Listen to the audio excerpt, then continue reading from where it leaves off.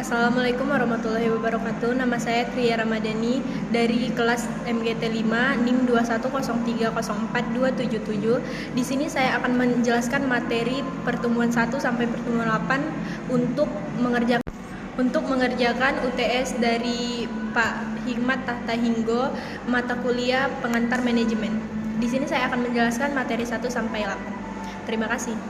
Materi 1, pengantar manajemen. Organisasi adalah sekelompok orang yang bekerja sama dalam struktur dan koordinasi tertentu dalam mencapai serangkai tujuan. Manajemen adalah sebuah proses yang dilakukan untuk mewujudkan tujuan organisasi melalui rangkaian kegiatan berupa perencanaan, perorganisasian, dan pengarahan dan pengendalian orang-orang serta sumber daya. Sumber daya organisasi, melainkan itu sumber daya manusia, sumber daya fisik, sumber daya informasi, sumber daya keuangan, dan sumber daya alam.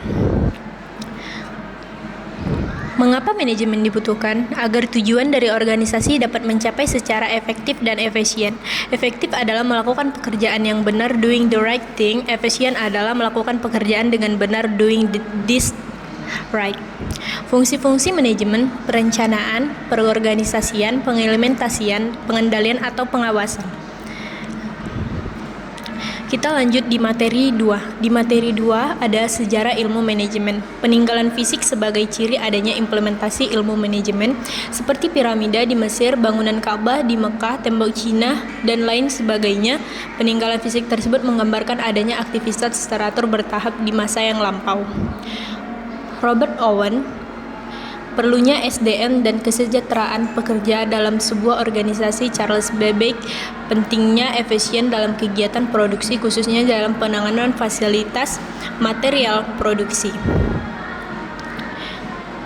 3 kelompok pemikiran terdahulu dalam ilmu manajemen: perspektif manajemen klasik, kelompok manajemen ilmiah atau saintik, perusahaan manufaktur, bank umum, perusahaan asuransi, perusahaan retail, dan lain kelompok manajemen administrasi. Perspektif manajemen, perilaku studi Hawthorne teori. Perspektif manajemen klasik, kelompok manajemen ilmiah atau saintik, Friedrich W. Taylor, time, motion, student, speech, space system. 4 prinsip dasar manajemen ilmiah.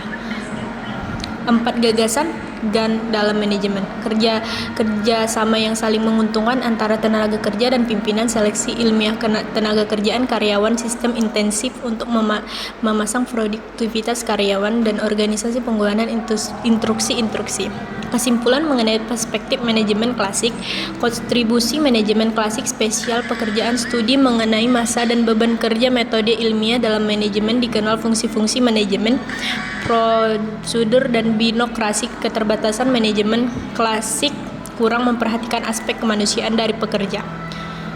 Materi 3, lingkungan internal organisasi, pemilik, tim manajemen, para anggota atau pekerja, lingkungan fisik organisasi. Maksudnya adalah pemilik, mereka yang memiliki histori maupun hukum dinyatakan sebagai pemiliknya. Yang selanjutnya ada pelanggan. Pelanggan adalah mereka yang secara langsung memanfaatkan. Pesaing dan pemasok. Pesaing di sini organisasi bisnis yang menjalankan bisnis sama dengan organisasi yang kita jalankan. Pemasok adalah pihak yang terkait langsung dalam kegiatan bisnis dari sebuah organisasi. Yang selanjutnya lingkungan eksternal organisasi.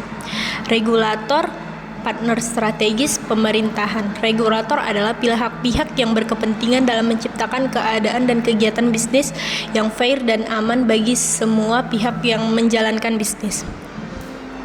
Dan selanjutnya ada lingkungan internasional dan kegiatan bisnis. 1. Peluang penetralisasi pasar, akses terhadap bahan baku, akses terhadap lembaga keuangan, dan lain-lain. Dan yang kedua, tantangan atau ancaman. Maksudnya adalah pesaing internasional, regulasi yang berbeda, mata uang yang berbeda, kondisi sosial dan politik yang berbeda, dan lain-lain sebagainya. Dan selanjutnya di sini ada berbagai faktor yang terkait dengan bisnis internasional. Kontrol perdagangan internasional, tarif dan kuota, komunitas ekonomi internasional, unit Eropa, WTO, AFTA, NAFTA, dan lain-lain. Perbedaan budaya antar negara, cross-cultural management, simbol dan bahasa, dan lain-lain sebagainya.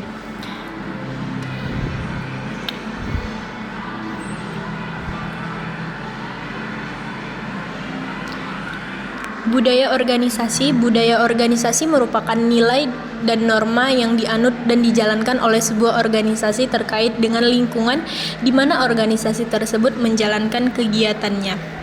Budaya organisasi merupakan apa yang dirasakan, apa yang diyakini, dan apa yang dijalani oleh sebuah organisasi. Selanjutnya, faktor penentu budaya organisasi. Pengalaman organisasi atau organization experience merupakan faktor penentu utama terciptanya sebuah budaya organisasi tertentu. Prinsip norma, keyakinan juga menjadi faktor penentu terbentuknya sebuah budaya organisasi. Prinsip norma dan keyakinan tertentu nilai-nilai diadopsi sehingga membentuk sebuah budaya organisasi. Tanggung jawab sosial dan etika manajemen. Materi 4. Upaya perwujudan dan peningkatan etika manajemen. Tanggung jawab sosial perusahaan. Tanggung jawab sosial perusahaan atau corporate social responsibility adalah kepedulian perusahaan terhadap lingkungan eksternal perusahaan melalui berbagai kegiatan yang dilakukan dalam rangka menjaganya. Berbagai isu seputar etika manajemen. Pertama, menggunakan obat-obatan terlarang, pencurian oleh para pekerja atau korupsi, konflik kepentingan.